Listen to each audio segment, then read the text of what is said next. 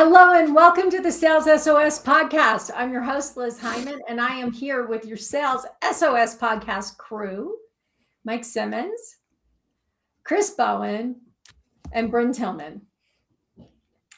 And we are, if you're here with us live, we are going to do 4 episodes. And the 4 episodes, the topic that we're talking about is what most CEOs and COOs are saying today, which is, I'm spending a ton of money on sales. Why aren't I getting the results that I want? So starting from there, we're going to have 4 episodes, and those 4 episodes are going to be, are my 2026 sales goals realistic? What does it really take to hit my sales goals? Will be episode 2. How do I accurately measure progress toward my sales goals, which is all about predicting, right, and forecasting? And how do I hold my team accountable successfully? So those are the topics we're going to talk about, and we're going to dive in right now to the first episode. And here we go. Hello, and welcome to the Sales SOS podcast. I'm Liz Hyman, your host. Well, let's just do that again because I clearly can't breathe. All right, let's start that over. Welcome to the Sales SOS podcast. I'm Liz Hyman, your host, and I am here with your crew, Mike Simmons, Chris Bowen, and Bryn Tillman. And today we're talking about the question that is on everybody's mind right now. I am spending a ton of money on sales. Why aren't I getting the results I need? And I think if we want to figure that out, we have to start with, what are the results you need? It's mid-January. We have all set our sales goals for the year. And we're all sitting there looking at them saying, are we going to hit those? Are we not going to hit those?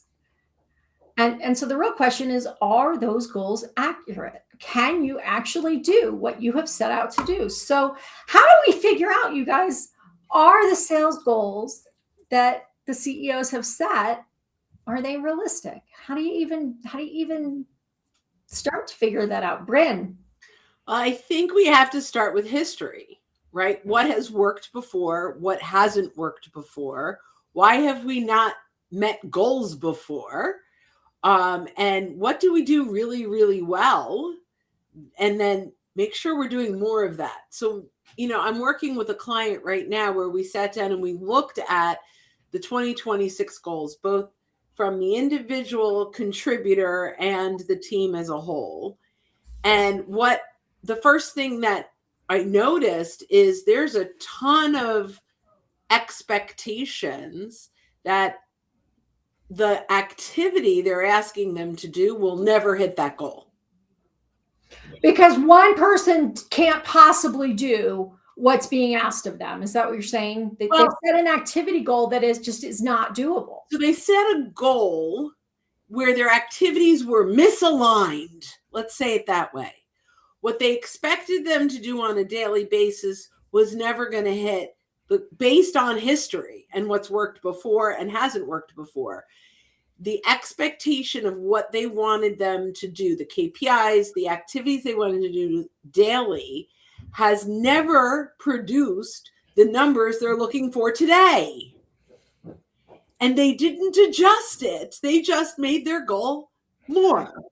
So in some of the adjusting, they want more activity. But when we looked at more activity, it was more activity that didn't produce. So it was so misaligned. It was really a fun exercise, right?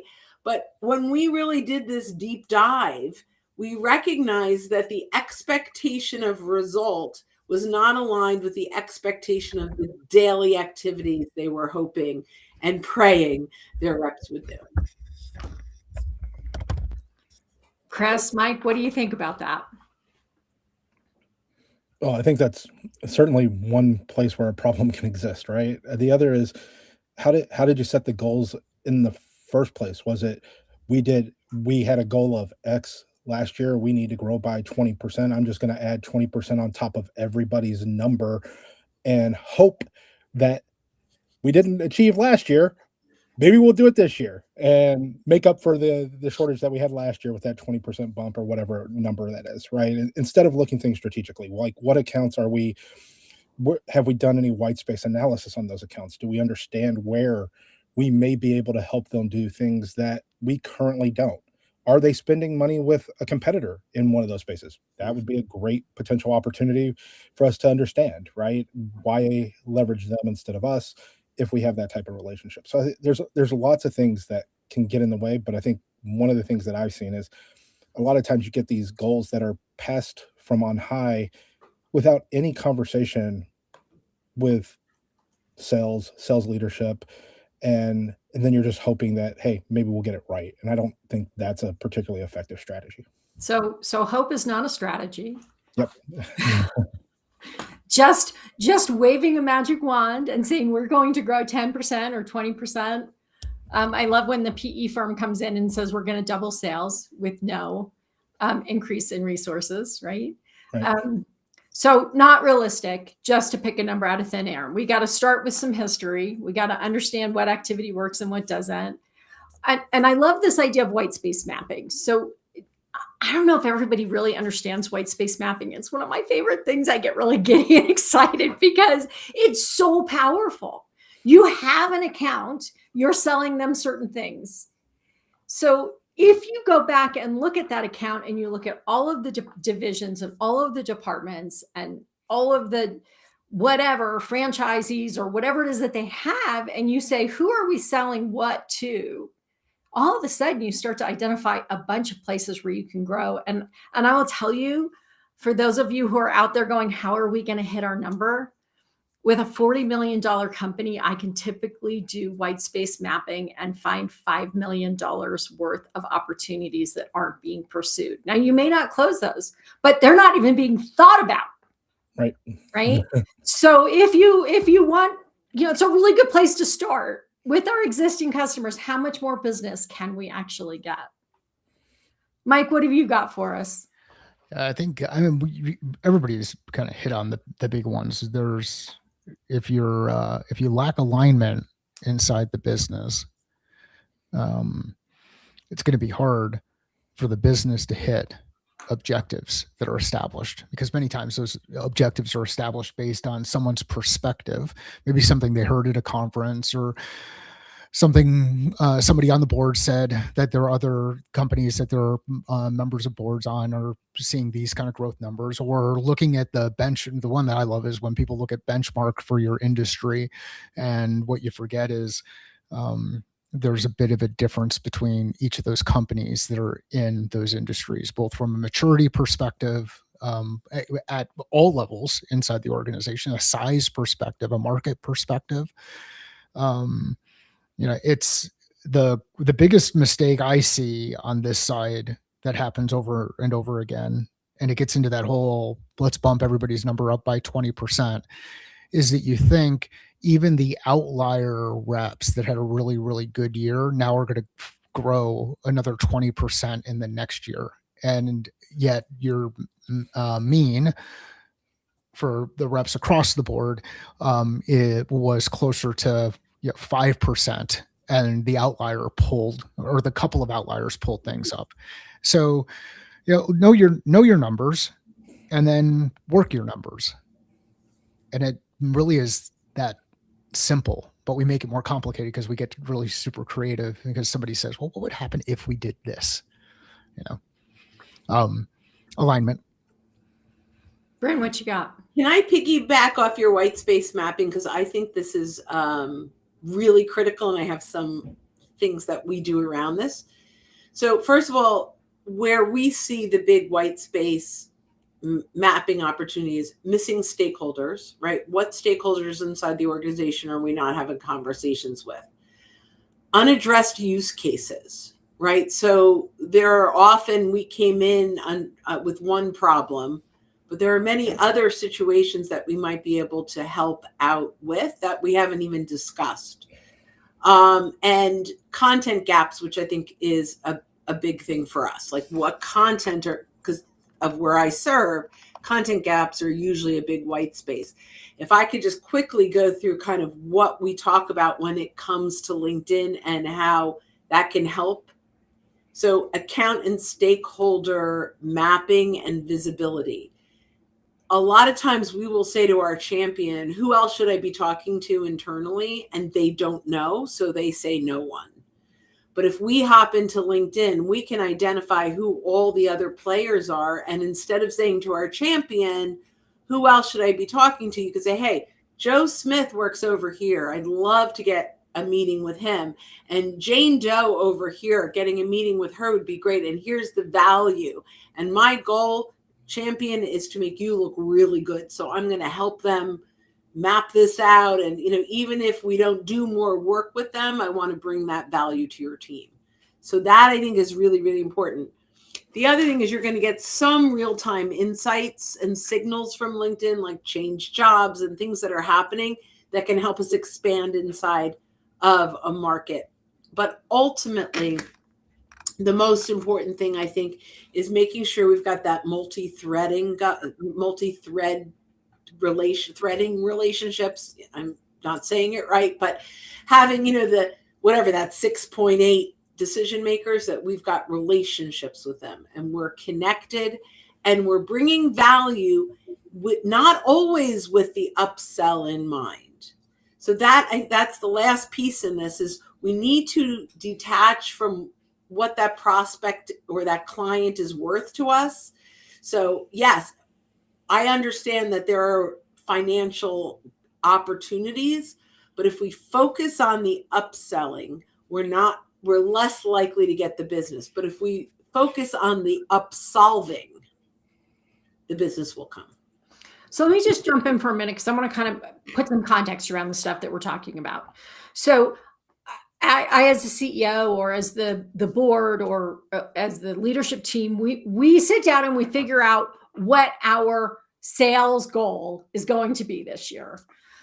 That goal is incredibly important for a whole bunch of reasons, right? One, it's important because I need to know how much revenue I'm going to make. But I also need to know, how many people am I going to hire, and how much stuff am I going to order, and do I need new equipment, or do I need to fill equipment that we are, right? These things matter. So when you arbitrarily pull a sales goal out of thin air and expect that magically you're going to hit it because you said so, you're creating problems throughout the organization. So that's the first thing. So it matters whether my sales goal is accurate or not. So the second thing that we're sitting here talking about is activity. What activity am I doing? What activity is my team doing? Who is doing what that's going to lead us to this goal that we have set? Is there enough activity? Is it the right activity? Are there enough people doing the activity?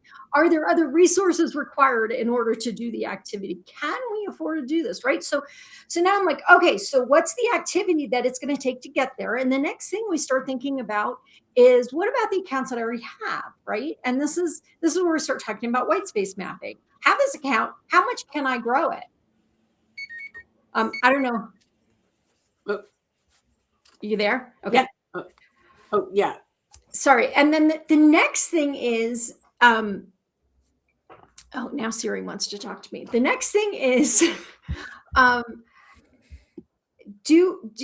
do I have some basis for why I made this decision, or is it just a wag? Is it truly just a wild guess that no one has any basis in reality? Or have we actually looked at all of the things that are going on, the history, what's going on in the marketplace, like Mike said, the capacity of the sellers that I have, the skill set of the sellers that I have?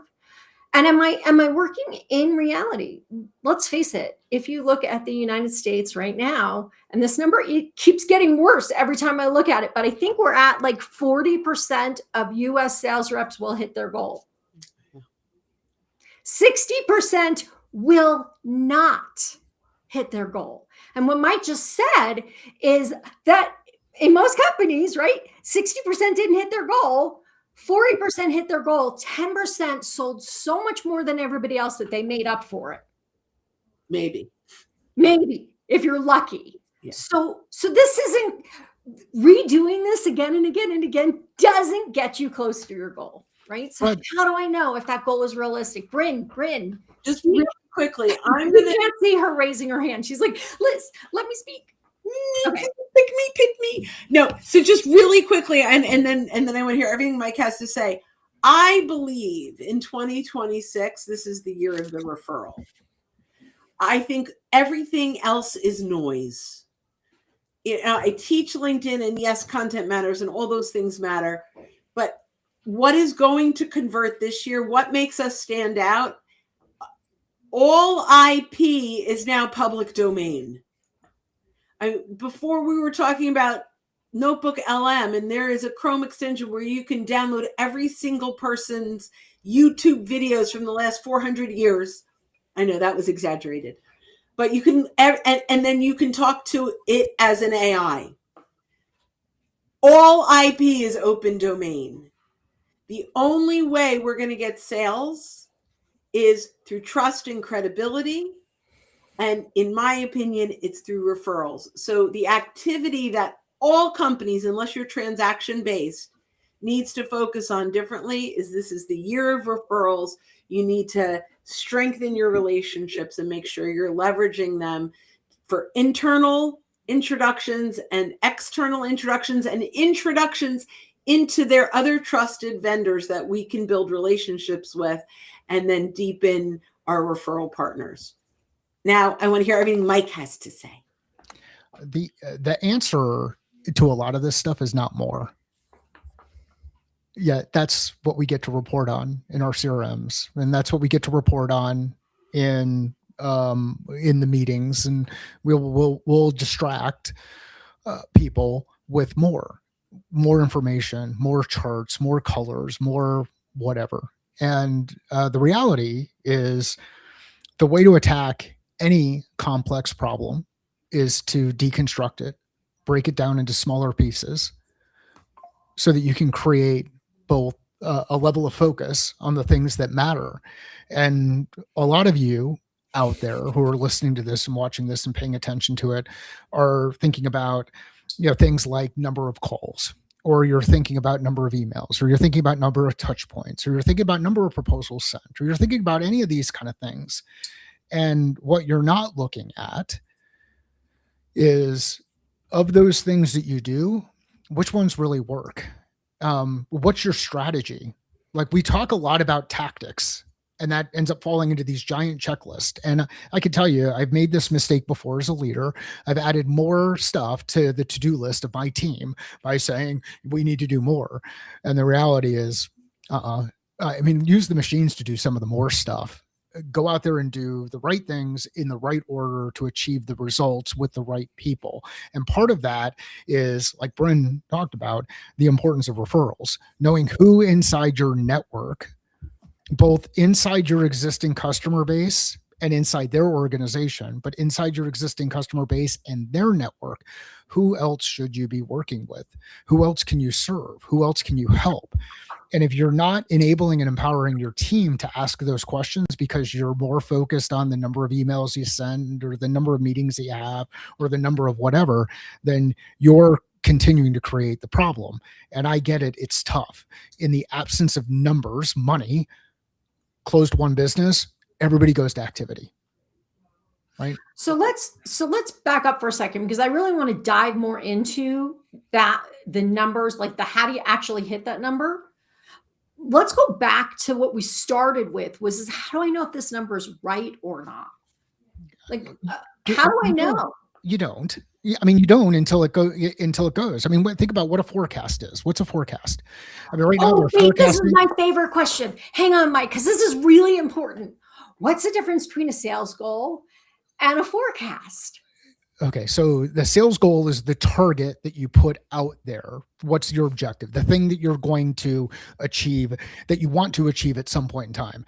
At the beginning of time, when you go and create that goal, you're forecasting that there's a likelihood that you're going to achieve that piece. And ideally, you have some level of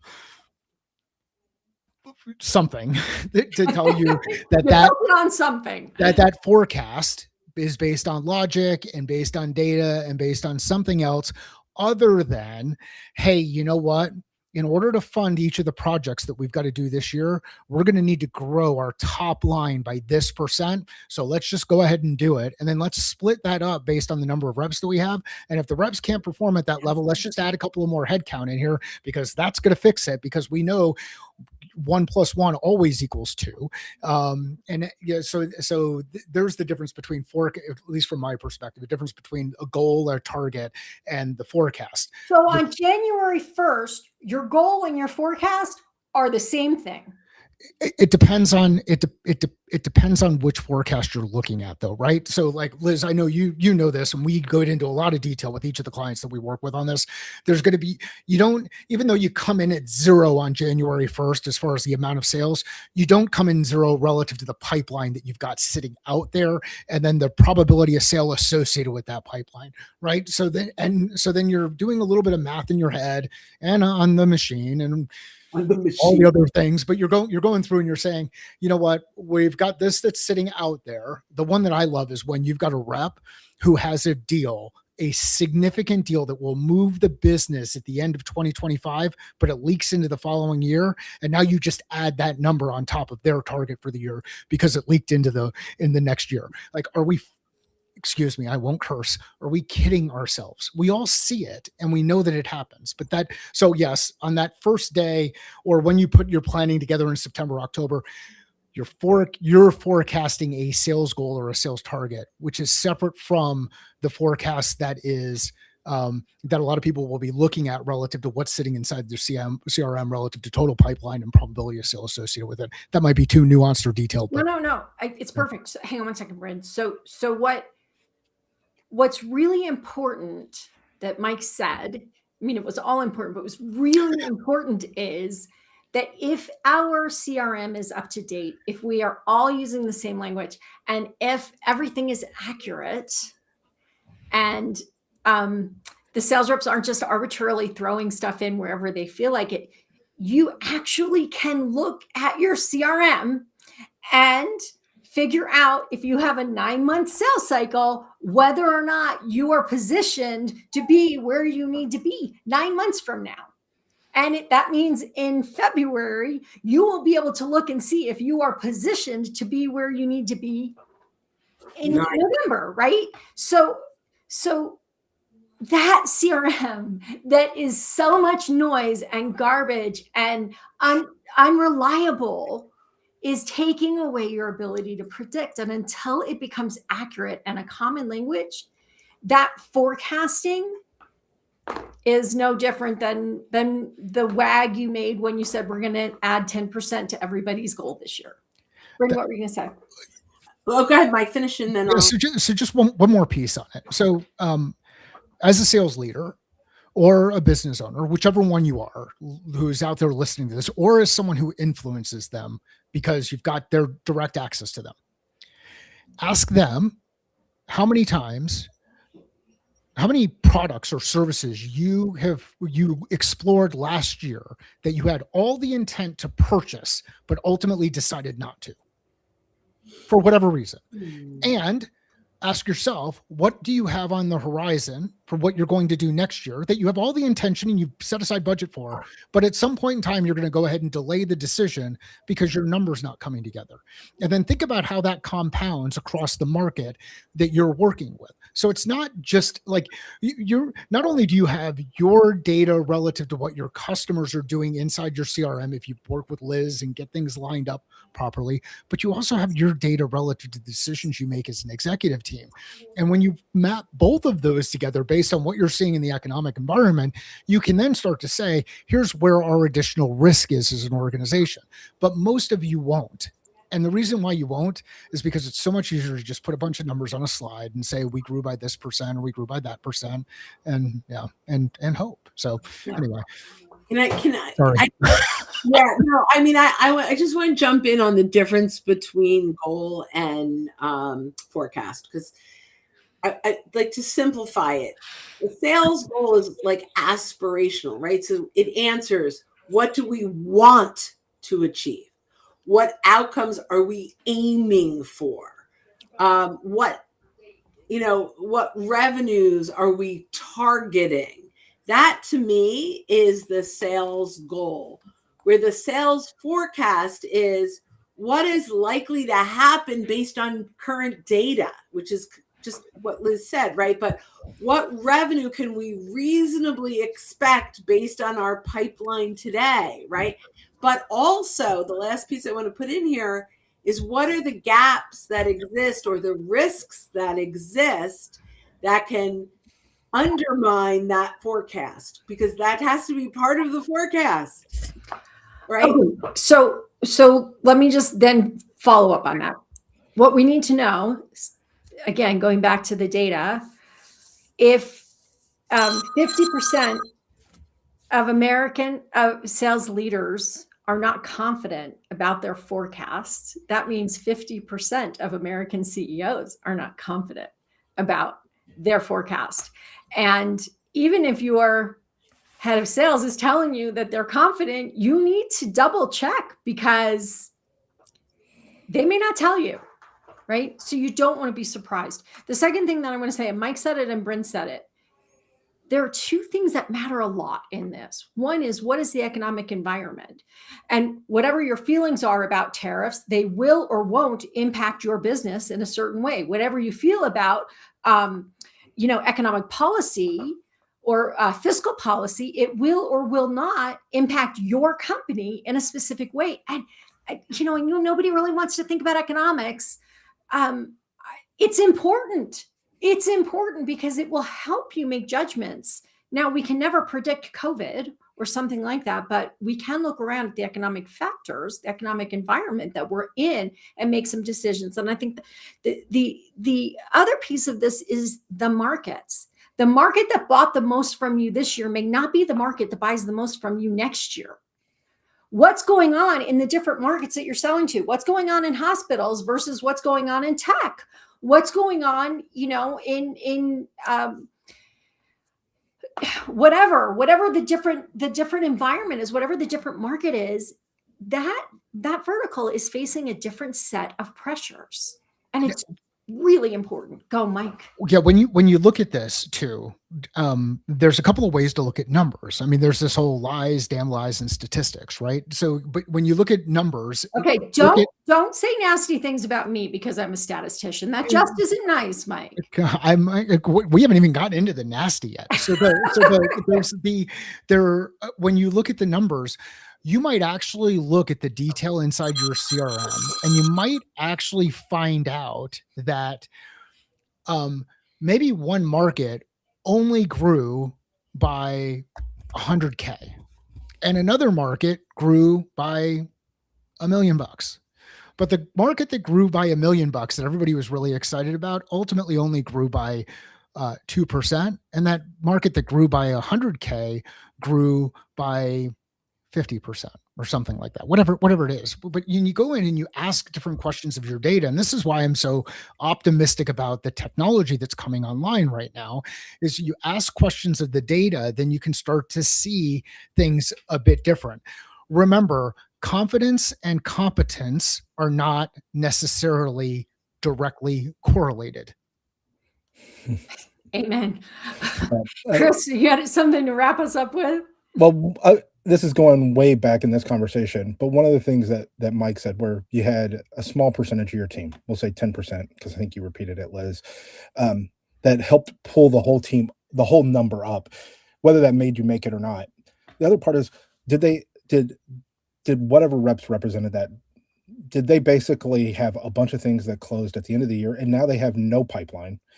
And are you now going to stick them with a much bigger target for the following year? And how motivating is that going to be for these people who have proven that they can sell your products to your customers? And now you're sort of removing a portion of the motivation. I just have to say something though, because those deals that closed at the end of the year that you didn't expect to close at the end of the year, closed because you gave them a discount, which means I hope not. I pray not. I know that's what probably happened. That's probably what happened, which means that sales rep who you told go give them a discount so we can get this closed by this year now has an empty funnel to start next year with, and they had a lower revenue, they didn't hit their sales goal in the same way, or they didn't have as high of a number. They didn't get as high as a commission because we chickened out and said we had to meet this magical number that we created, that we pulled out of thin air. So we're going to go give everybody a discount instead of waiting 1 month. Right? You mean people pull things forward? Like people do weird things to pull things forward? Come on.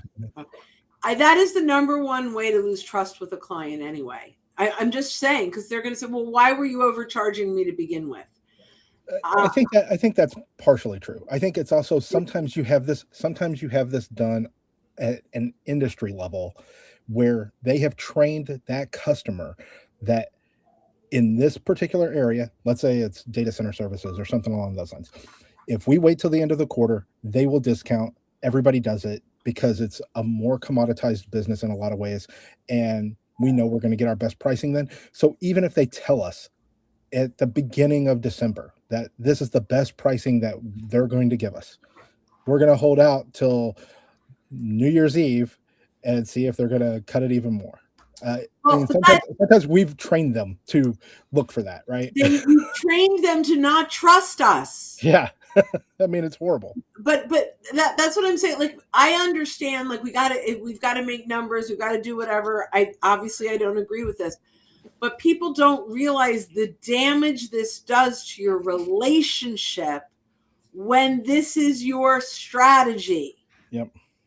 Forever, they will never trust your price. Yep. No, it's absolutely true. Agreed. And I could give you story after story about that. Okay. So how do I know let's wrap this up. How do I know if my number is real or not? Is there anything backing it up other than an arbitrary increase? Do you have anything to back it up? Does the market information back that up? Does your history back that up? Does the activity that your team is capable of doing back that up? Does the economy back that up? Like, where did you get the number? And is there any data that actually supports the number that you just came up with? That's how you know if your sales goals are real. And if you're not sure, any one of us would be happy to get on the phone with you and help you look at it. I mean, I would do that anytime with anybody. Let's talk it through and figure out whether or not there's something there. So look at the math. It's math. It's math. All right. If you want to talk more about this topic and you really want to understand how you're going to hit that goal, join us in our next episode where we're going to talk about what does it take to hit your sales goal. So thanks for joining us today. Okay, you ready?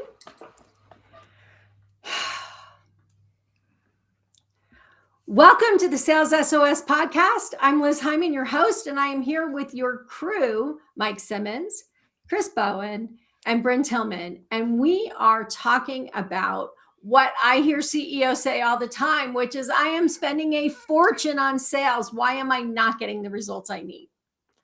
And in our last episode, we were talking about how do you know if your sales goal is real?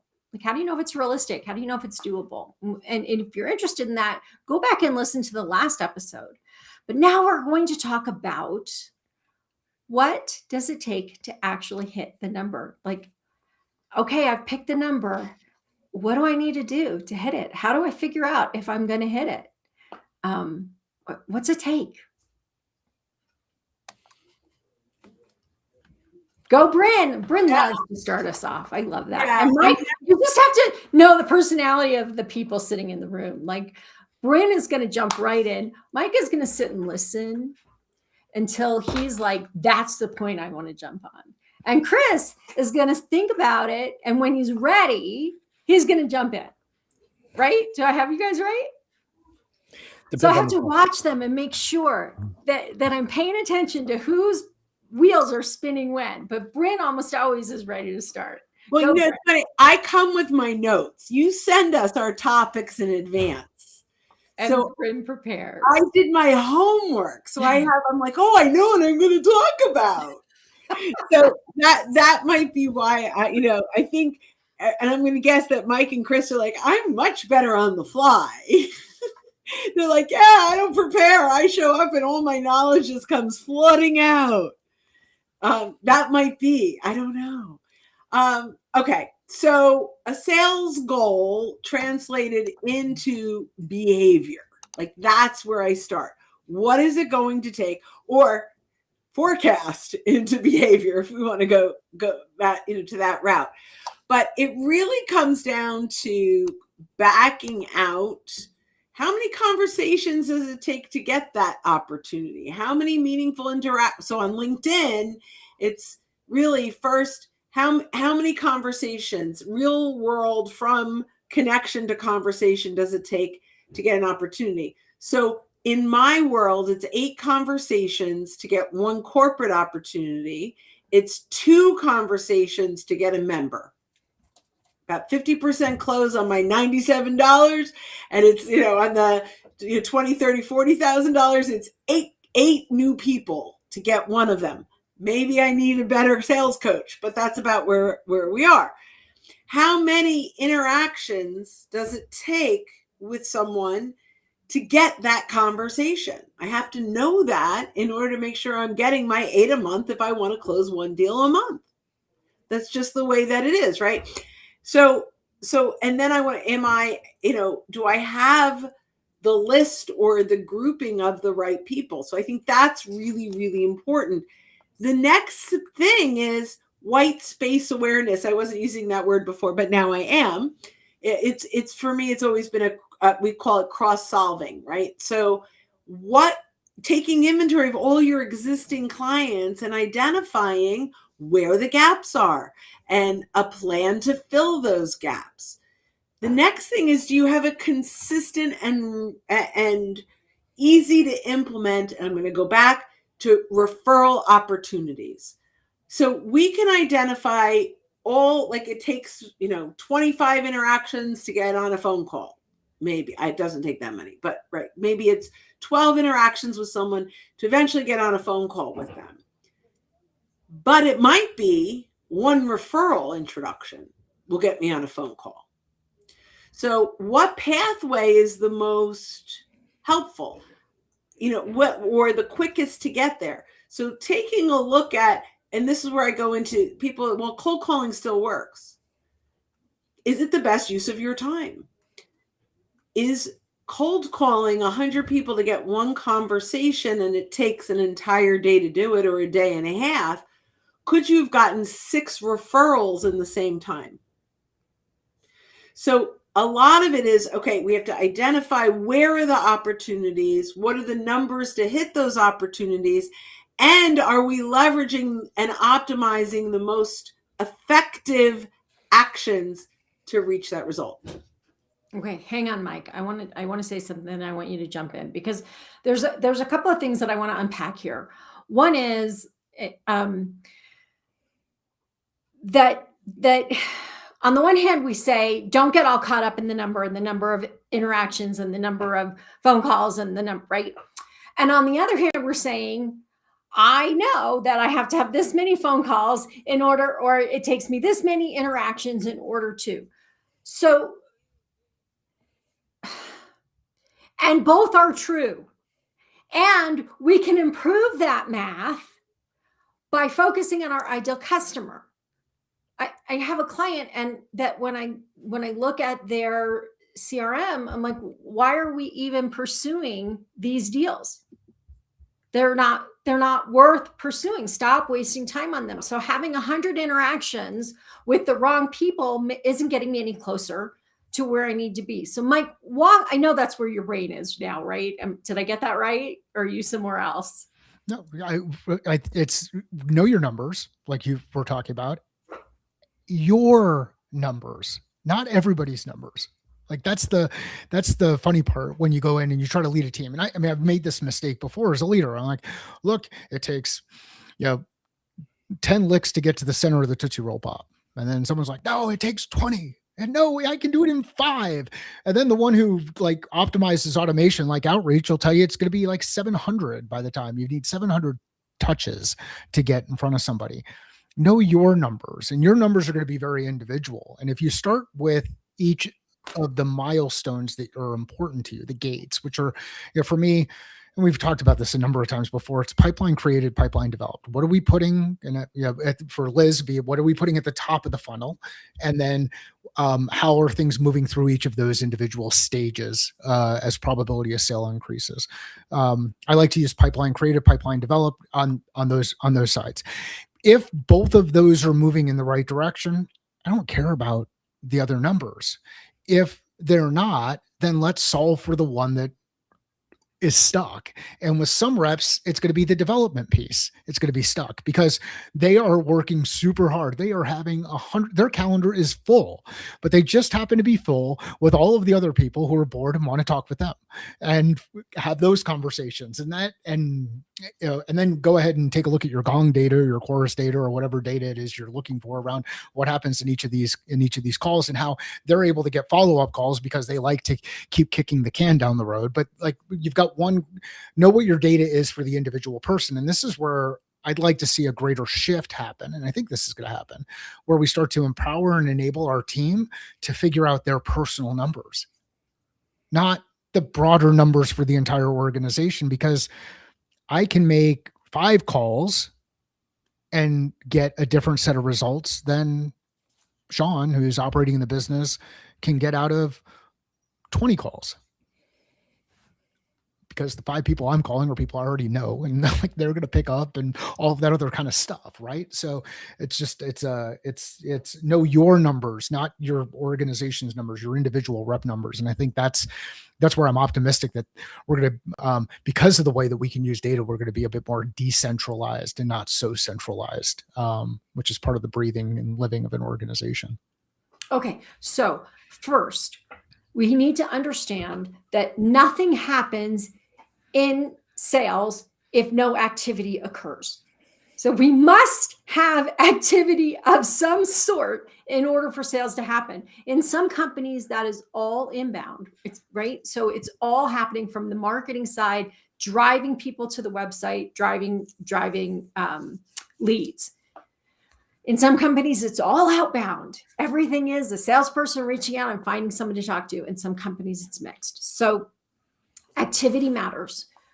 We do have to have activity of some sort in order to hit our goal. I think another piece that we have to understand in order to be able to figure out what it's going to take to hit our goal is we need to know the truth about how long our sales cycle is. And almost everyone I ever get on the phone with tells me their sales cycle is 3 months. And what we discover when we start working is that it's 3 months from the time they submit the proposal until the deal closes, which is very different than what your sales cycle is. So that means if it's 3 months from the time they submit the proposal, that full deal cycle was 9 to 18 months of work before you got to the point where somebody said, yes, let's put together a proposal.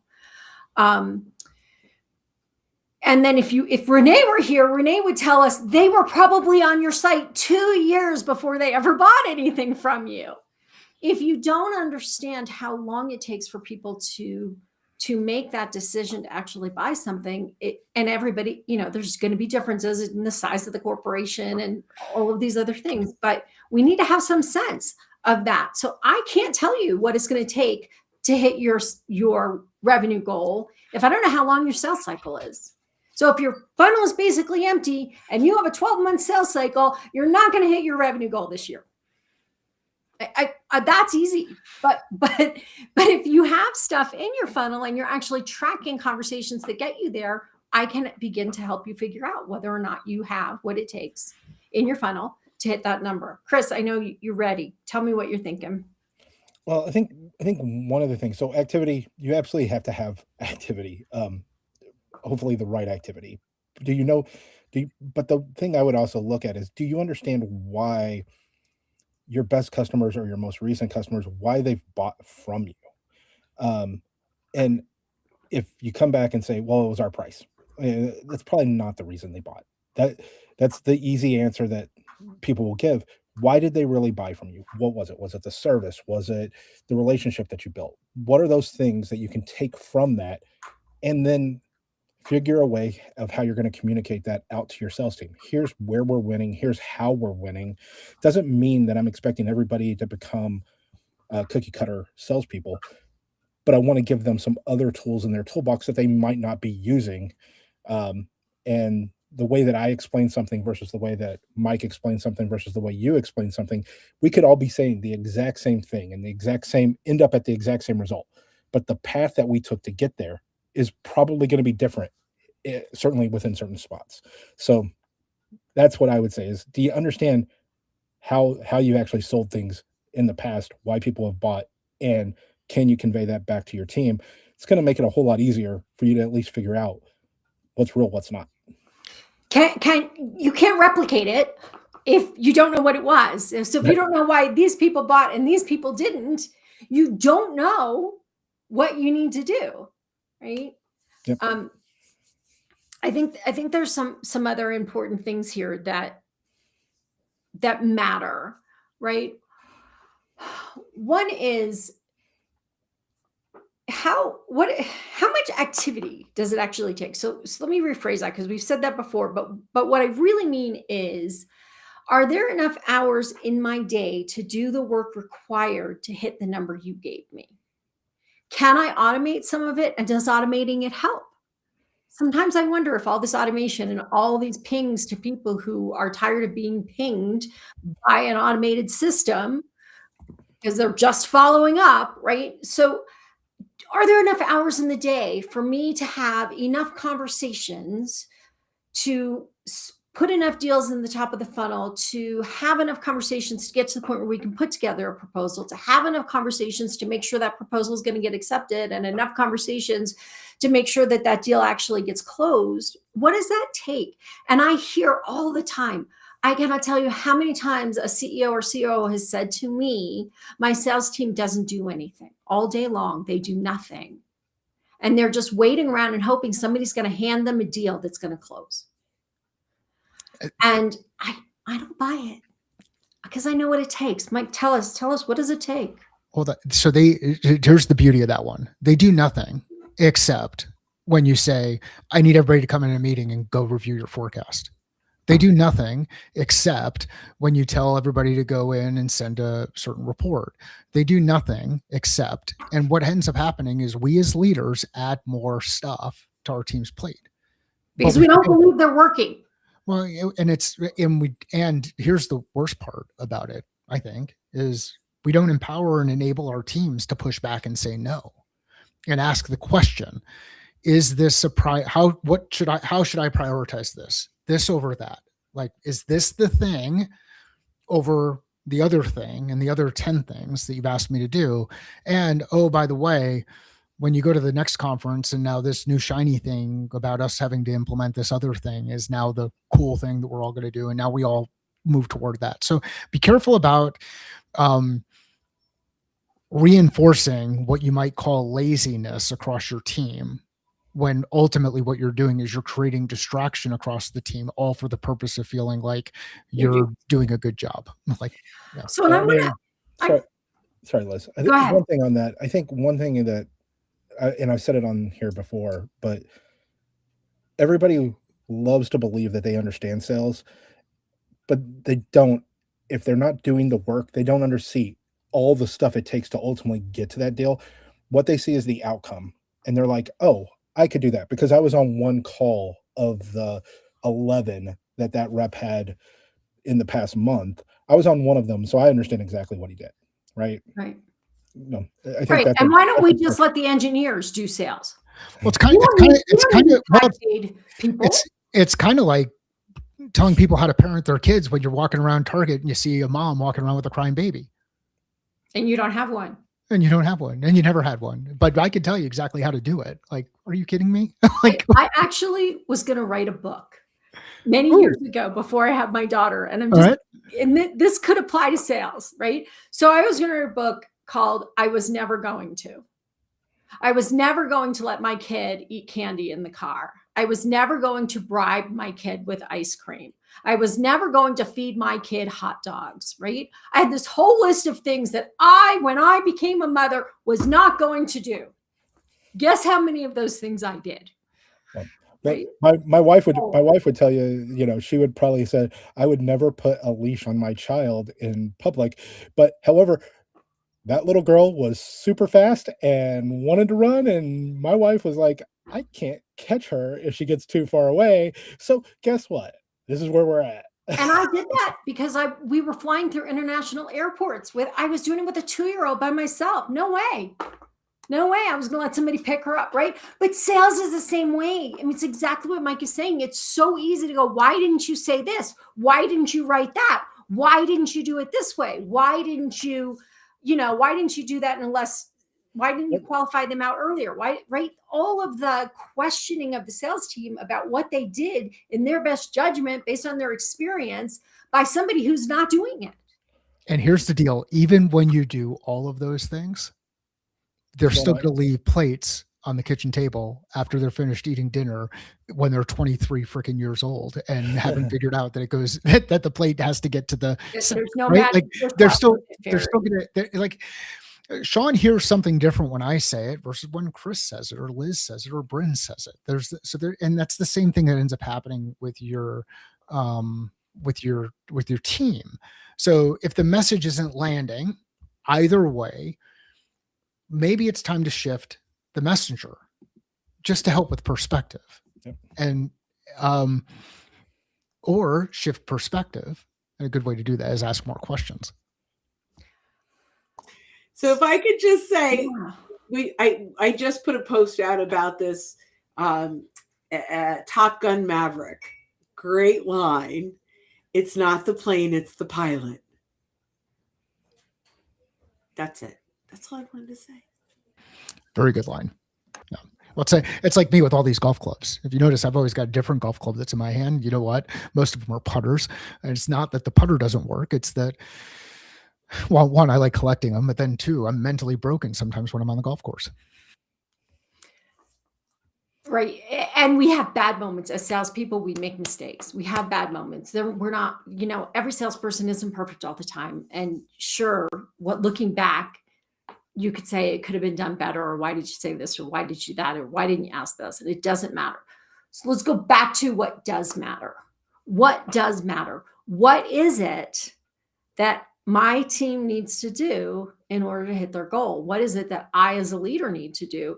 And I want to go back to something Mike said earlier about, we drag our team into these pipeline review meetings and grill them about their pipeline. And I cannot, let's get 5 people in the room, my team together in the room, and grill them all while the other ones are sitting there about what's going on in their pipeline. 1, it isn't useful.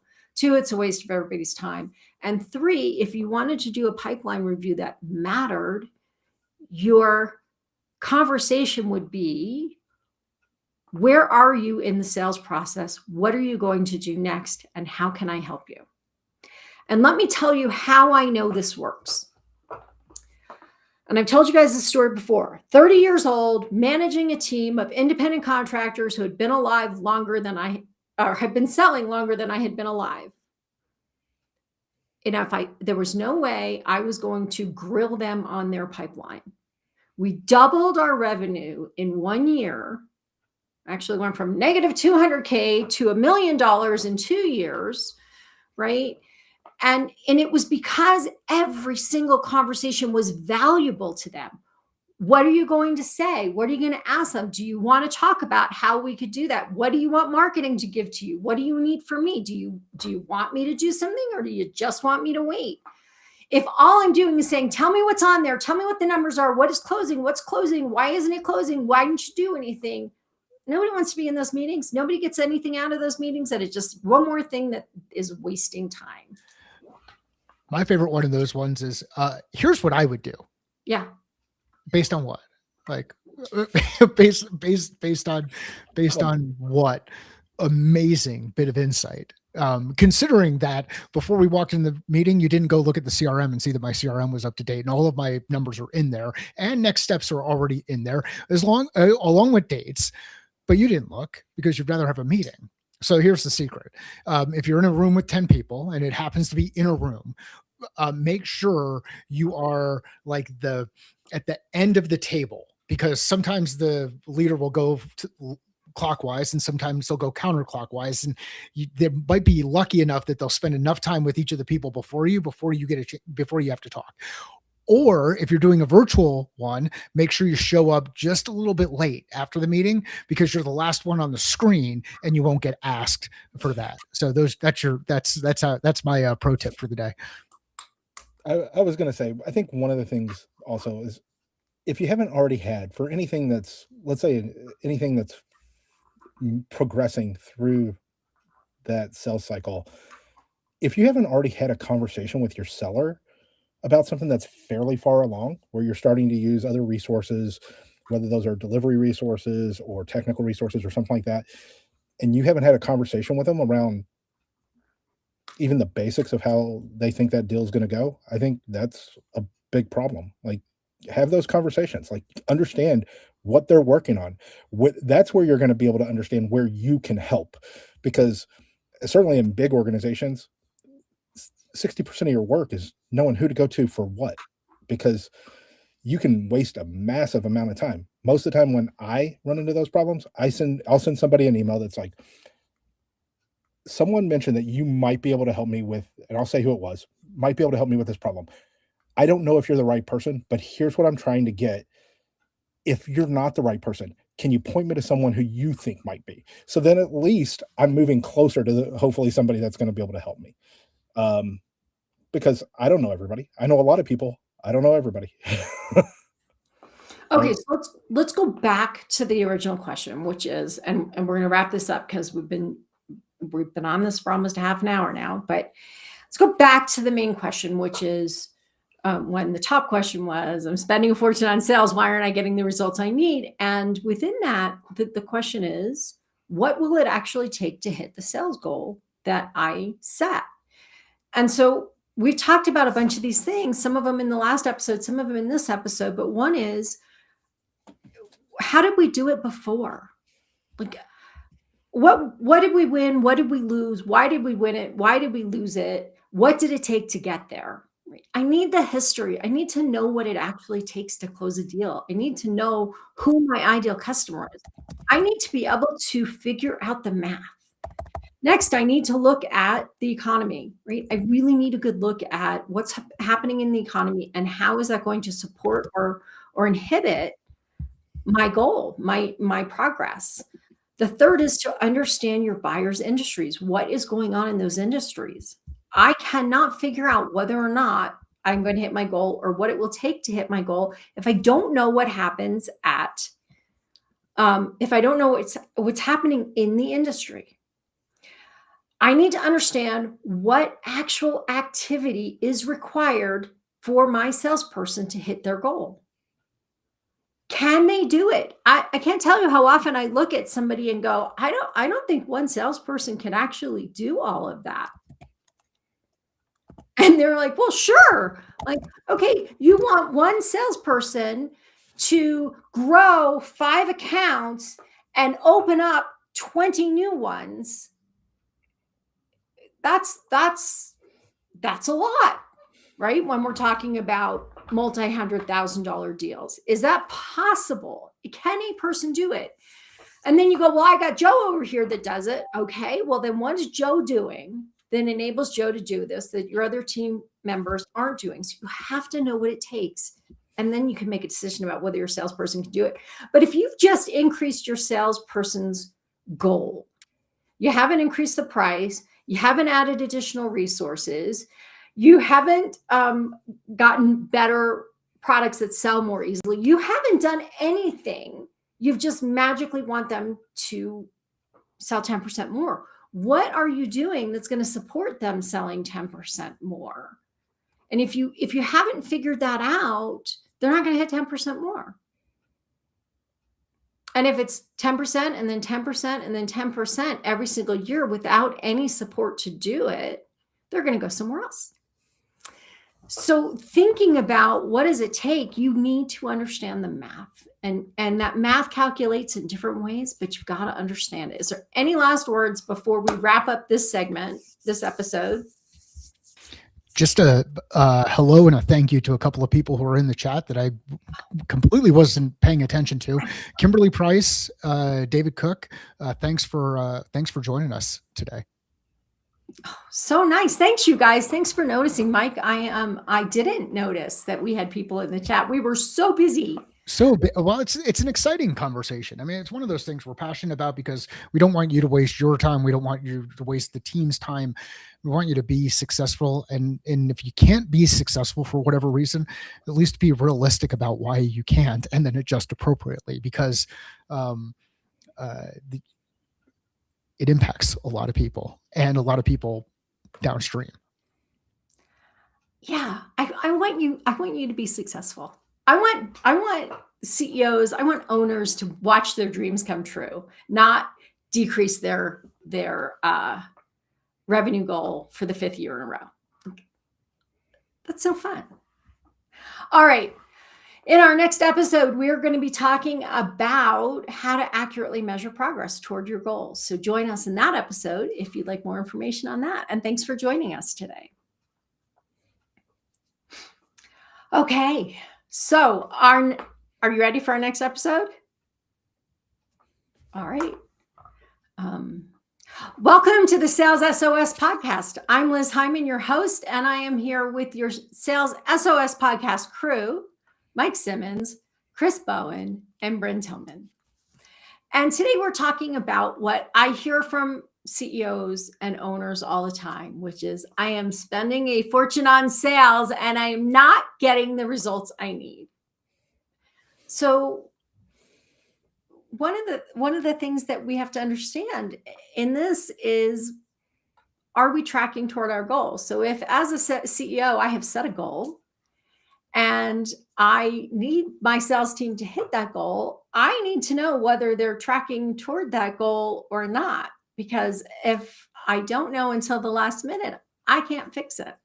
So let's think for a minute about how do you figure out what the measures are that get you from where you are to where you need to be? We talked in the last episode about activity. What are the activities that happen? What are the measures that tell us whether we're getting there, and how are we tracking them accurately?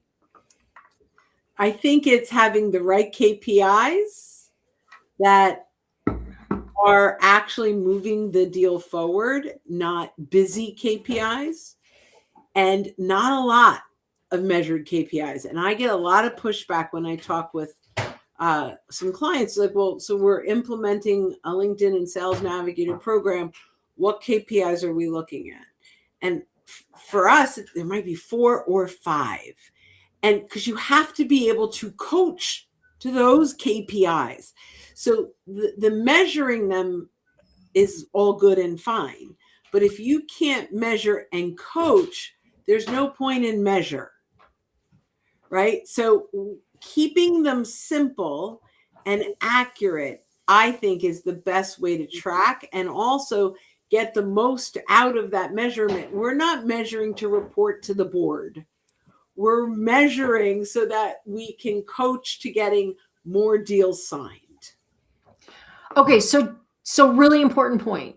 We have KPIs for 2 reasons. One is we have KPIs so we understand where we are toward goal, whether or not we are going to achieve what we need to achieve. And we have KPIs because it gives us the ability to identify a problem so that we can then decide what is causing that problem, and then we can solve for it. And solving for it might be a number of things, but definitely one of those things often means coaching our salespeople to achieve the goals that they or to fix the problems that they're having. Okay, Mike, I think you have some really strong feelings about how many KPIs, how many things are we measuring? So we've said KPIs a couple of times. So let's get it laid out there. Let's just stop for a Performance second. indicator. So wait. KPIs, OKRs, success measures. So but on the KPI side of things, so a KPI, key performance indicator. So what does a key do? A key unlocks something. right? So, all right, if we have a gate that we have to unlock, let's make sure we have the right key to go unlock it. All right. So my view on key performance indicators, one is great if you can have one, but it's super hard to be able to do it that way. If you can, so then you start to look at what are the 3 potential ones. And in each, especially in sales, because we're talking about decisions that are made outside of our control. We're not the ones who are assigning it to mark deals as closed won. If we were doing that, all reps we'd all be making our number and everything would be great. But you've got leading indicators, something that kind of indicates that based on these things happening, our expectation is that something else is going to happen. You have conversion indicators. Based on something happening, you see the conversion move into the next stage. So that could be moving through the funnel, like Liz will talk about. And then you have lagging indicators: leading, lagging, converting. If you look at your data that you're discussing with your team and using to help coach, and you cannot clearly identify whether that indicator is a leading indicator, a lagging indicator, or a converting indicator, stop coaching your team. Figure it out, then go back in and start figuring out going on the coaching side. So again, key performance indicators: a key unlocks a door, unless you've got one of those master keys that unlocks every door, but a key unlocks a door. It's intended for that thing. It helps you go through that gate. Make sure you know what that key indicator is. Identify if it's leading, lagging, or converting. And remember that for teams, especially as things move along, what might be a leading indicator for sales is actually a lagging indicator for marketing. So let's know where those things fit in. And if you're struggling with those definitions, use Google and search. And if you are struggling with the question to ask, then come talk with some of us. So there you go. That's my view on those. As simple as possible, complex as necessary, and you simplify by reducing. Okay, Chris, what you got for us? And I always think when you're trying to measure progress is, do you have an understanding of how long it actually takes for things to happen within your organization? If you're selling large equipment, your sales cycle might be 18 months. If you're selling some services, it might be 2 weeks, right? Have a clear understanding of how long it really takes from first contact to close, not when something got entered into the CRM as an opportunity, not when we produced a proposal, not when we finally got into negotiations. How long does all of that take? So you have a clear understanding of how you're going to get there. Because if you don't have an understanding of how long your cycle is, I don't think you're going to have a clear understanding of whether you're at goal or not, right? And what's it going to take if you're falling short to make up for it, or can you even make up for it, right? At least in this year. Oh, I think you're absolutely right. And I think this whole thing about what happens when we're not where we need to be is really important. So we're moving along. I set a goal. It's June, and I'm like, ugh, this is not tracking. We should be here by now, and we're not there. Then what? Like, one, how would you know?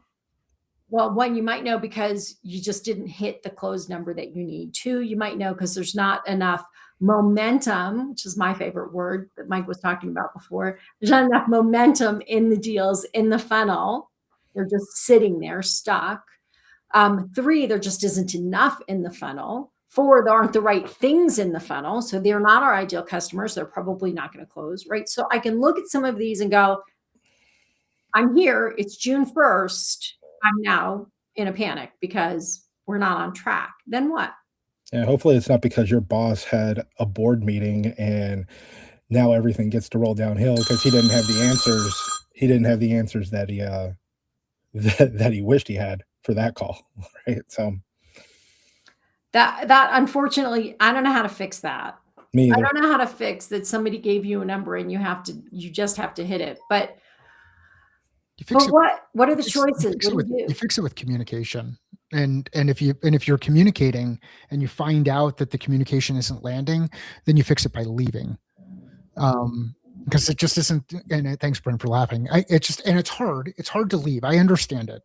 But if you're going to sit there and you're to manufacture fit inside the organization, then I mean that's on you for making that choice as you go through. And I understand there are a number of things that ultimately end up influencing it. Like some people aren't fortunate enough to be able to work remote. They need to work in an environment where they go into an office, and not everybody can.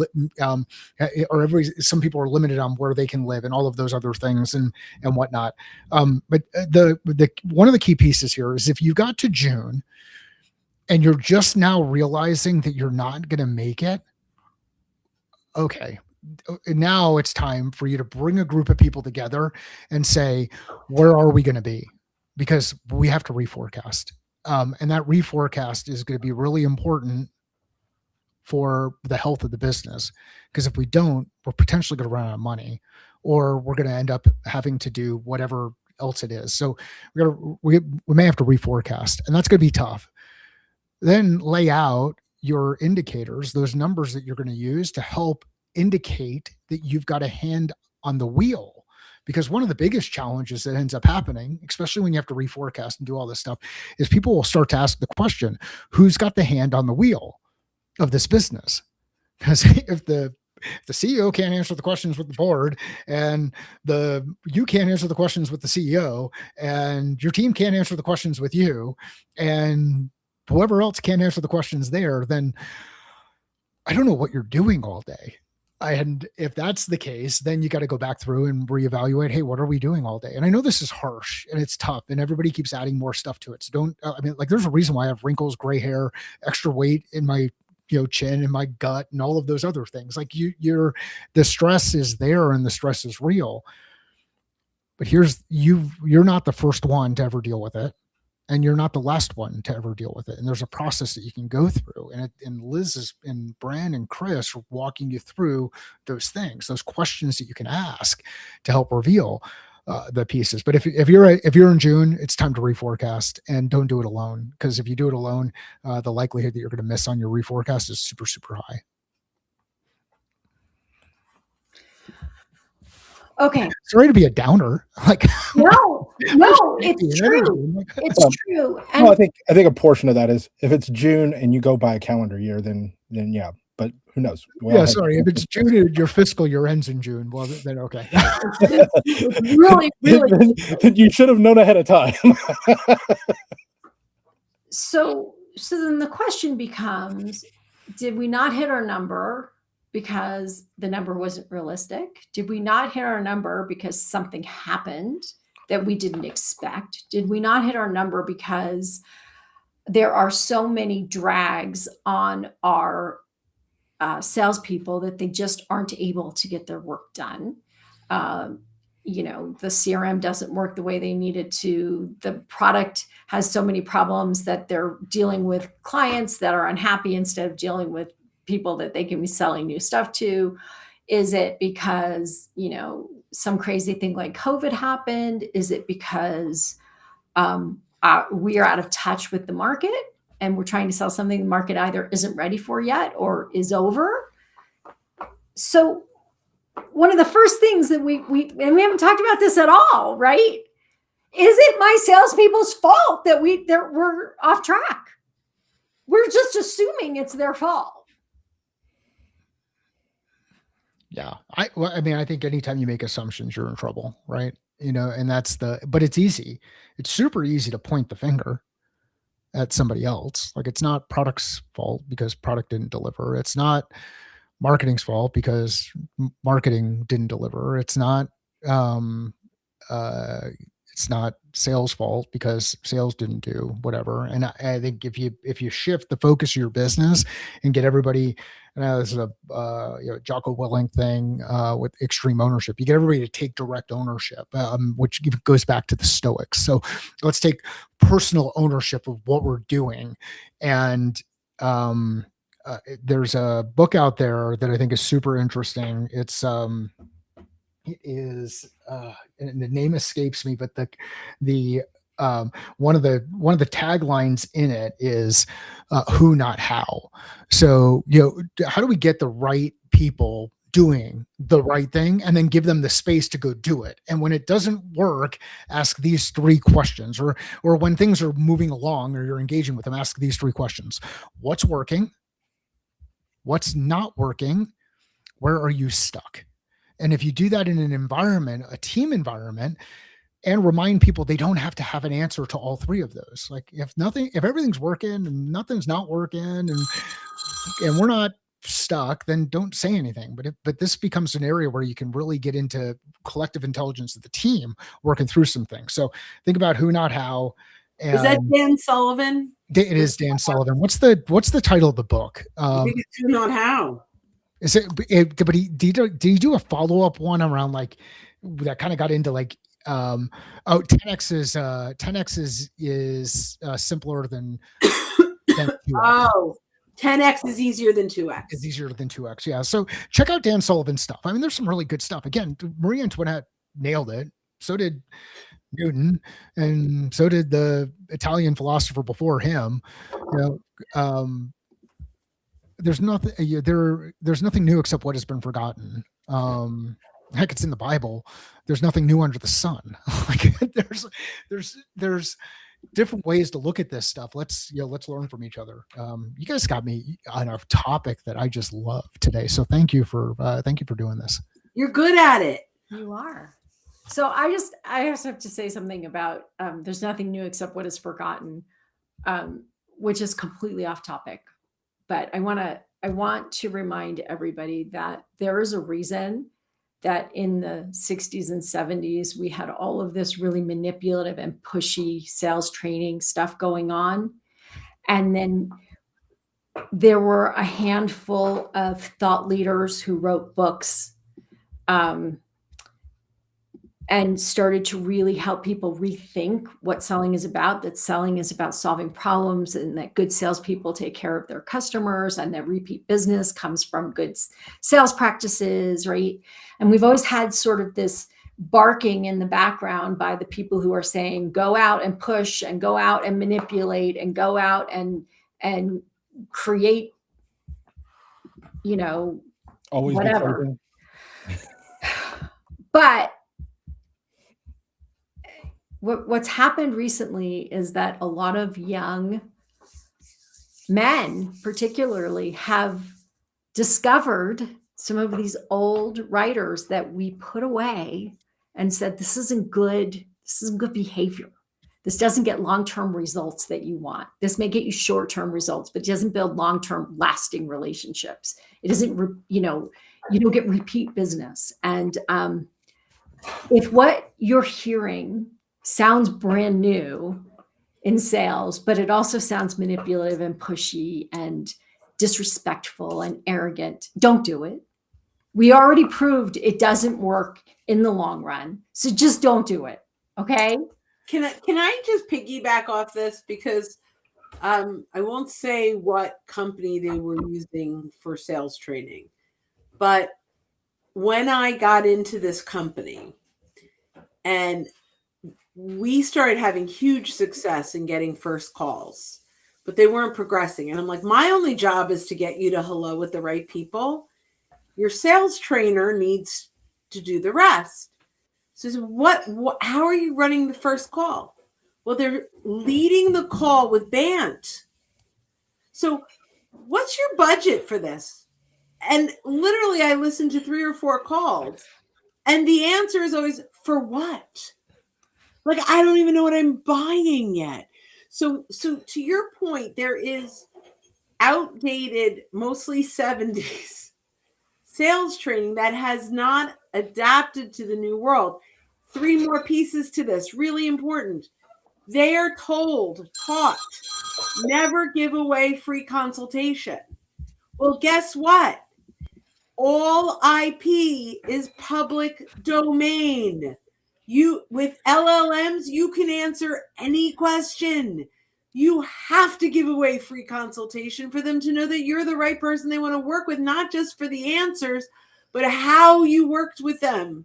to get them those answers. So they are being taught still lessons that were taught pre-internet, pre-email, pre-fax machine, right? Like when there was no place else to get the content.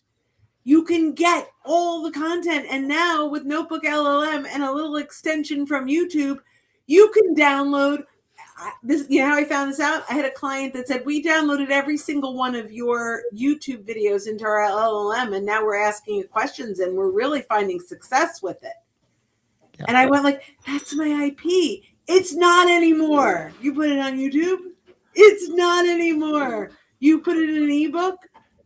It's not anymore. And I used to say to my clients, put it all out there. It's all just, nobody's going to put it all together. They can now. And so we have to sell differently. And where Mike says there's nothing new under the sun, we have to look at, there is one new thing, and it's AI. That is new under the sun. That is a new way that our buyers are buying. And to that we have to adapt. So it's the thing about it, like I was Annie Jacobson. Has anybody read or listened to any of her stuff? Do you know who she is? She did a really interesting book on Operation Paperclip, on Area 51, and on what would happen if there was a nuclear war, kind of stuff. It's definitely not. This is not the nighttime reading before you go to bed type stuff. This is let's really go into the minds of different people who are operating in different ways, shapes, and forms. And one of the things that she shared, and I didn't know the background on this, but the background on the computer was that they had humans who were computing information. So there was a person who would go in and do all of the calculations, and that was the compute in this area. And then ultimately you got to the point where you were able to get a machine to start to do some of these things, and you were able to do these things at scale. And then you get into like branching scenarios and learning and all of that other kind of stuff.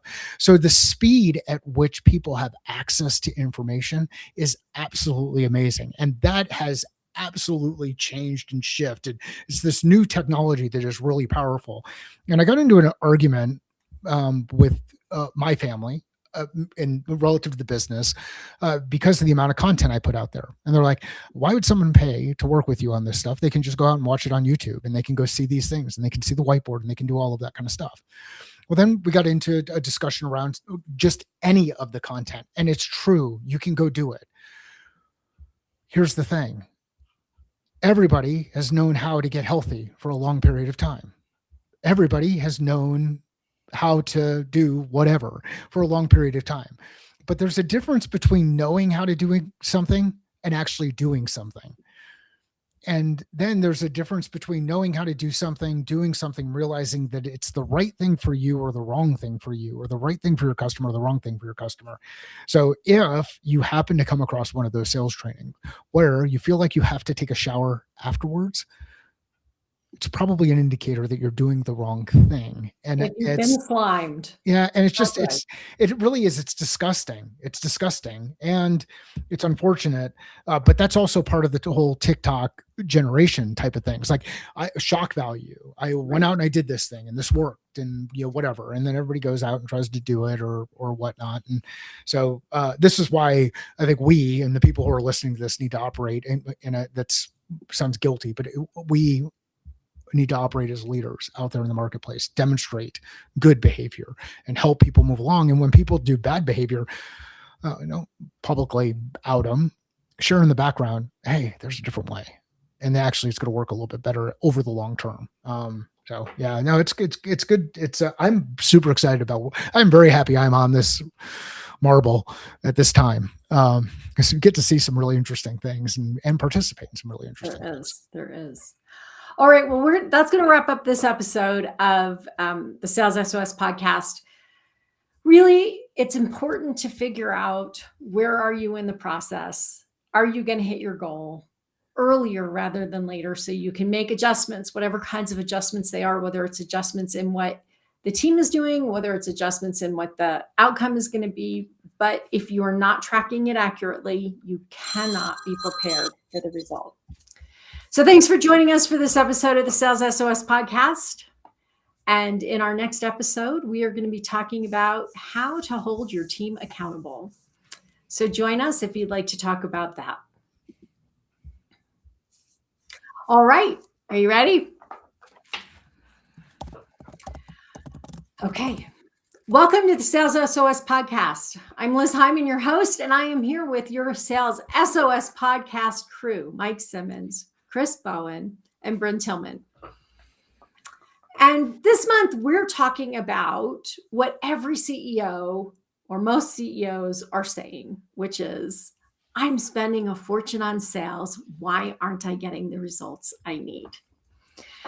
And if you're having those conversations or those thoughts, you're in the right place. We're today going to talk about how do you hold your team accountable to achieve what you want them to achieve?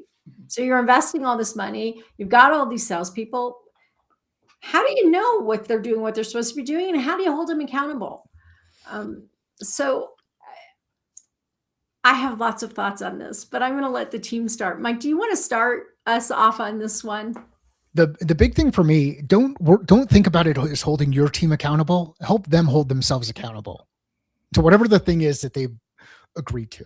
And the only way that they can agree to it is for them to say, yep, I agree to it. And this is not signing off on our, what's the thing that everybody likes to do, that mutual action plan or the mutual map. Yep. So this is not that. It can relate to it in one way, shape, or form, but you go through and you ask the team, like, hey, how are you going to get there? What needs to be true on your side to get there? And then give them the tools and things in place for them to report that information back. And if it's working, let them keep doing it. If it's not working, then coach up and start to change. But I think it's taken me a while to get here. And it was a couple of years ago that I finally started to kind of see the unlock. It was not about me holding people accountable. It's about them holding themselves accountable to what they committed to, and then giving them the space to go out there and do it. Go ahead, Bryn. So I think, and I'm going to keep it pretty simple. I think we have to just define personal success drivers for each rep, right? So holding someone accountable, like there are things I will never do, no matter how successful they will make me. I am not cold calling. I'm just not going to. So if you say to me, all right, well, how you're going to be accountable for those cold calls. And even if I say, okay, boss, I'm not going to do it. I'm going to find every reason not to. So one of the things we talk about a lot is, a lot of sales trainers will say, you got to get uncomfortable, get outside your box, do things you would. And I say, let's fill your box. What do you do really well that's successful? And for some folks, it's, I'm really good at having the first conversations and I can do that through referrals and I'm really strong at that. Great. Then you're going to be accountable to your success measures, your drivers, your success drivers. So I think before we get to accountability, we have to make sure that what we're holding them accountable, they're willing to do, and is something they're good at, and it's something that will convert. And if they can hit those three things, then that is, I believe they will be more accountable to that than anything else because it's what they want to do.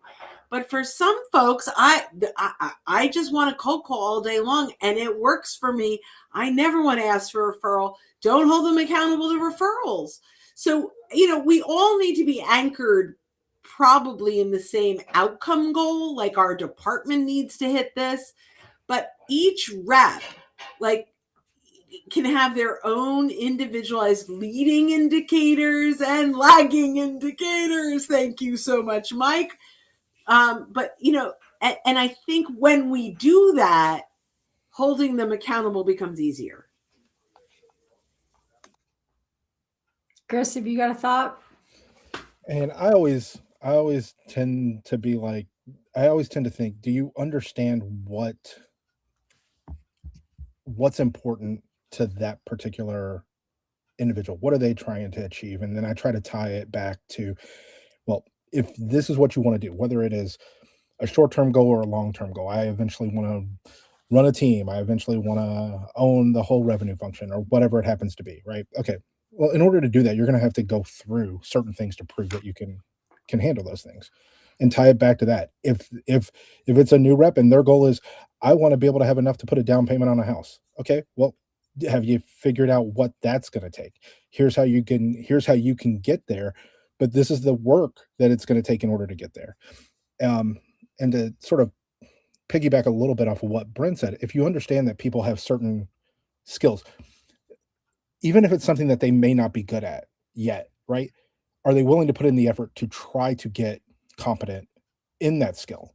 And that's something they want to do. Like, they're going to put the energy and effort towards it, because that's the one thing I think is really difficult to coach, is energy and engagement and putting forth that effort. But I think if you tie it back to what they want to accomplish, what they're trying to do it, and make it about them and not about you or the company or anything else, I think you have a chance at getting a little bit better success there. But that's how I tend to look at it. I want to take it a slightly different place, because I think these are all really important. The first thing is, if they're not motivated to do it by something that's important to them, they're not going to do it. That is simple. So it doesn't matter how many times I ask them if they did it and punish them for not doing it, it's not going to happen. But I also think that, and my favorite quote is a number is not a strategy, right? Just because you put a number in the air doesn't mean anybody knows how to get there. Just because I say I'm going to Springfield doesn't even mean I know which Springfield I'm going to, right? And if I am going to Springfield, Illinois, for example, which there actually is one I checked, I need a path to get there. I can't just point and shoot. Like, you can't just get in the car and start driving northeast and hope that you're going to get there. You actually have to have a plan for how you're going to get there. Where are you going to turn? When are you going to turn? What do you need to have? Do you need gas in the car in order to do it? You actually need to know what to do. And if you start your day every day and you look at your email and you start, if Bryn just told me that if she started driving northeast, she would drown before she got there, which is important to know, right? Because we have to know, how do you get there? If you start each day and you look at your email and you let those emails drive your priorities, you will never get to Springfield. You will never get where you're going, because everybody else's priorities are going to take precedence over yours. And because you don't have a plan, the next best thing is to do what other people are telling you to do. So, I've heard it said so many times that, execution is more important than strategy. And that's true. If you never execute your strategy, you don't have anything. But if all you do is a bunch of activities, all you have is chaos. So what? So if you want to hold your team accountable to something, then they need to come up with something that they need to be held accountable to. Your number is this. Can you hit it? What would it take to hit it? Let's create a territory plan.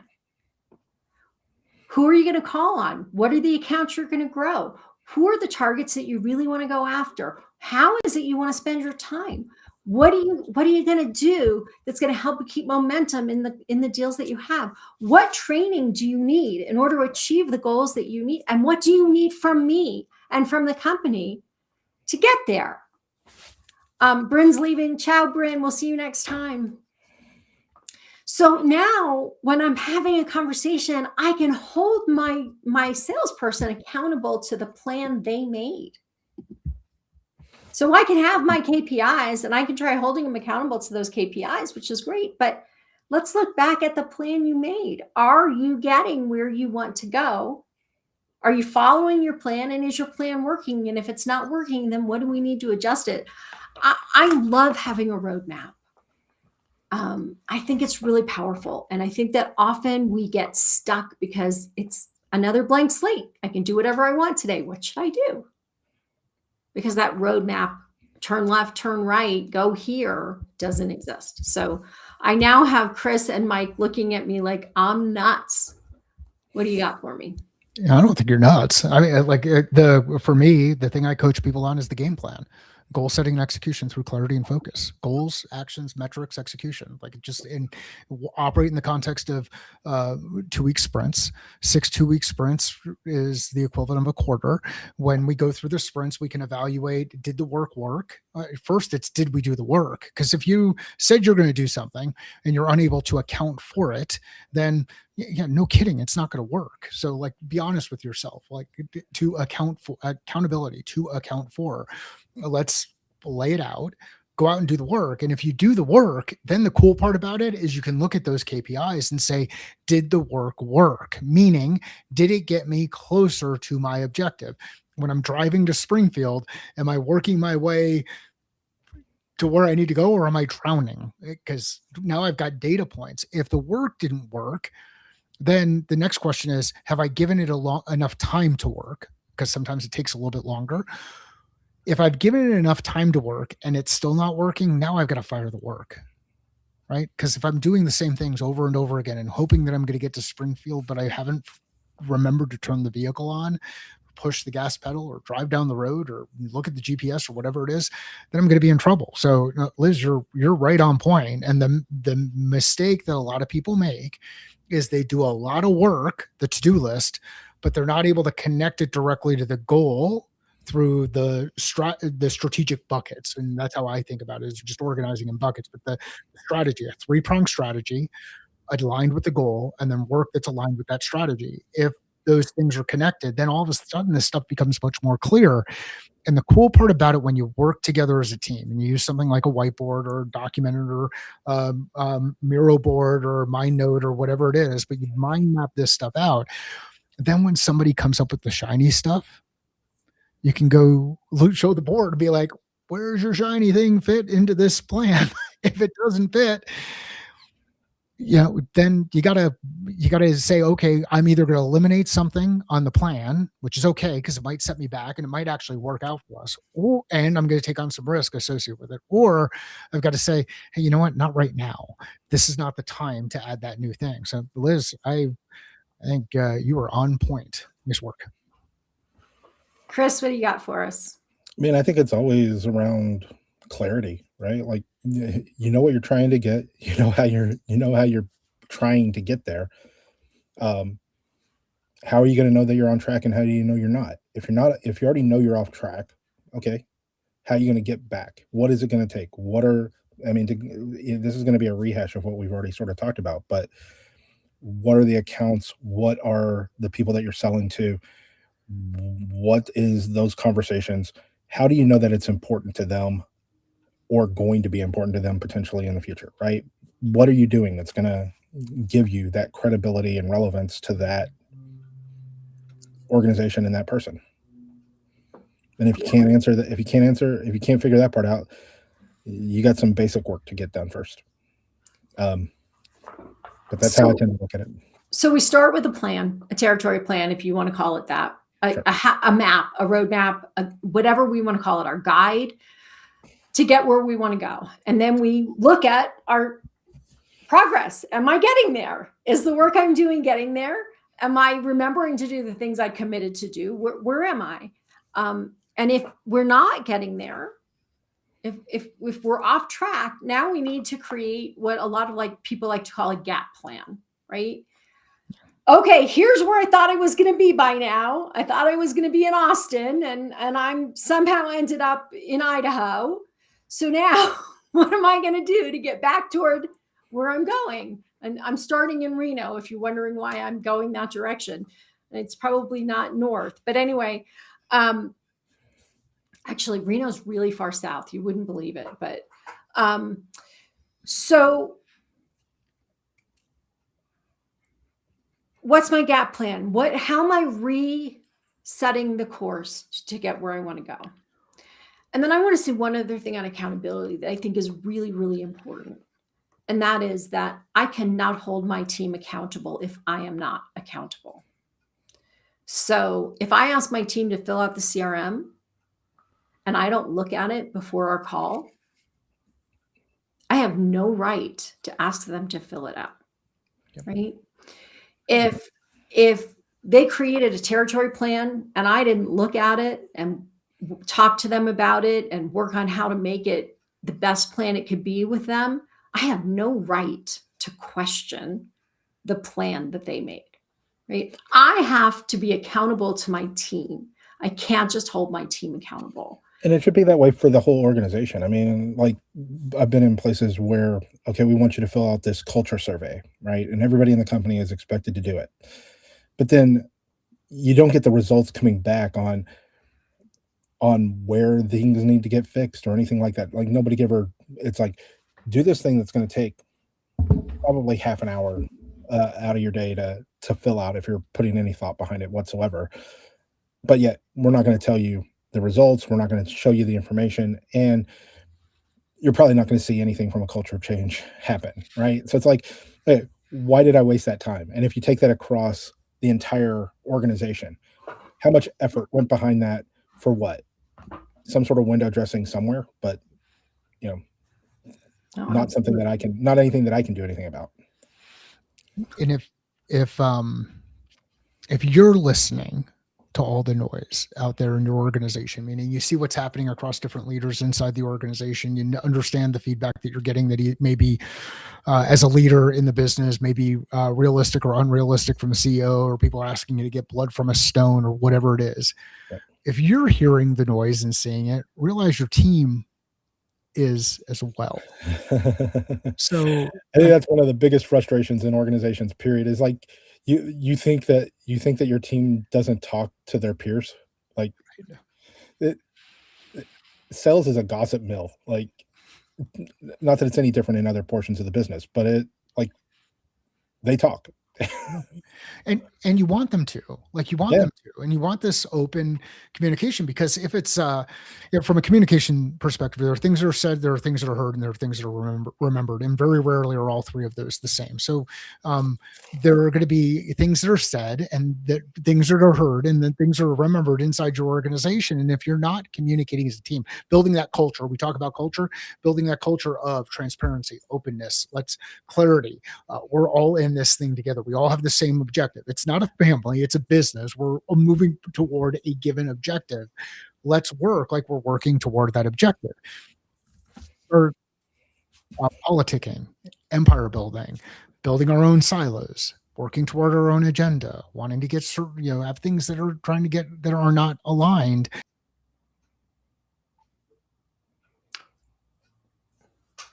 Hang on a second. We just lost Mike in the middle of a sentence. Let me see if I can figure out how to get him back.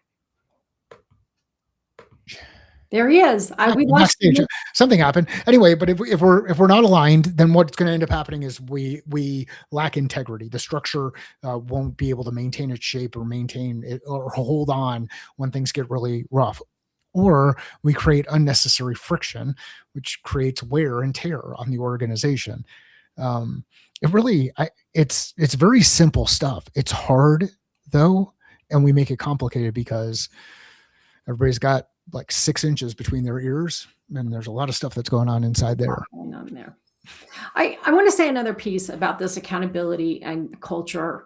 When your team says to you, I'm struggling with this, everybody is asking for this particular thing, this bell or whistle or whatever it is, and you keep brushing it off, your team is going to start to get frustrated with you. You want me to do something, but you're not telling me how we're going to solve this problem. Or I had a team, and I've told you this story before, literally the CRM refreshed every 15 minutes. Every time I think of that, my stomach gets upset, right? How much time did those salespeople waste putting stuff into the CRM that refreshed in the middle of it and lost everything they just put in, right? And how many times do I have to complain about that before you're actually going to do something to fix it? You're holding me accountable to putting things into the CRM, but you're not being held accountable to provide me a CRM that actually works.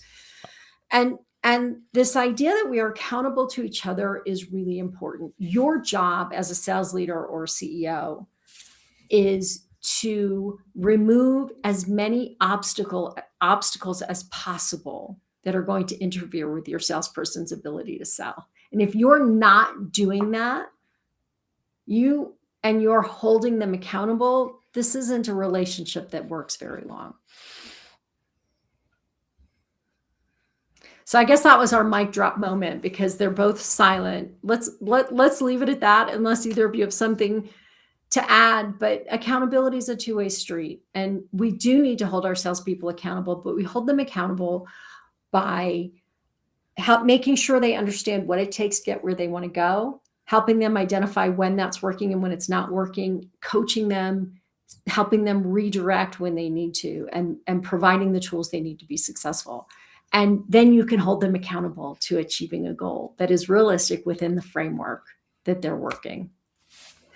So here's my final statement. I hope you all hit your 2026 revenue goal. If you're having trouble, we're around. Reach out to us. We would love to chat with you about it. Thanks for joining us.